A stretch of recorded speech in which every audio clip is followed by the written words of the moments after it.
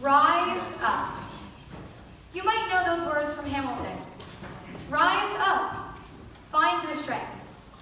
It's a lovely idea, but maybe we can make it even better. Maybe Hamilton takes place at a unique moment in history, when change happened through individuals finding their own strengths. As I know from personal and sometimes painful experience, most times you can't just wait for individuals to rise. Meaningful moments demand leaders to raise. Leadership's main focus should be on raising others up. That ties into this weekend's tour portion, not so, but hold that thought. My first USY event was convention freshman year. I came because my parents made me. I was socially awkward, nerdy, and struggled making friends. In my mind, I didn't count. I was alone. Some of you may have also had this feeling, even if it's hard to admit. But that weekend, I felt like people wanted to be around me.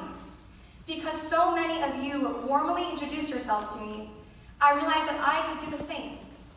Ever since, USY has reinforced to me that I count. Did I rise up? Actually, it was those who were there that weekend and who created the environment of acceptance who were able to raise me up. And now back to Nassau. It begins by commanding Moshe to take a census. In other words, it's a parsha of counting. To put it into USY terms, a census means to look around. How many of us are here? But we're Jews, and we go deep. So let's take the notion of Nassau to the next level.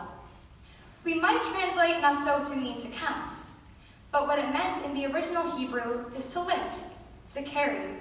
In other words, Nasa means to raise.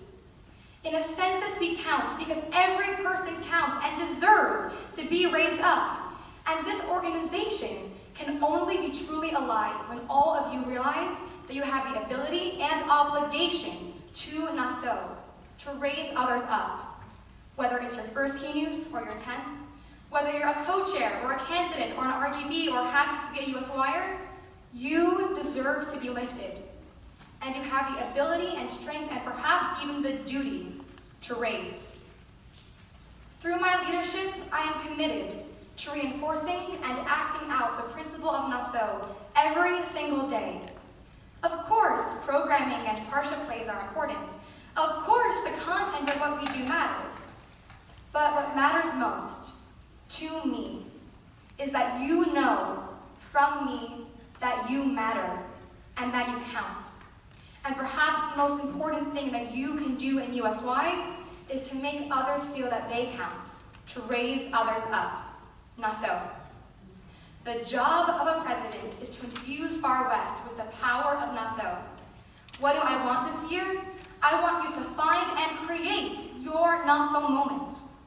When you ask someone lonely to sit with you at lunch, that's a moment of Nassau. When you lend someone a pair of tefillin so she can take the 10-day tefillin challenge, that's Nassau. When you look someone in the eye when you talk to him, you are Nassau. We in USY are in the business of raising each other up. I'm going to play with the root of Nassau one last time, because it is the same root as Nasi, a president, a leader. This is the Hebrew language telling us you must lift up to be a leader.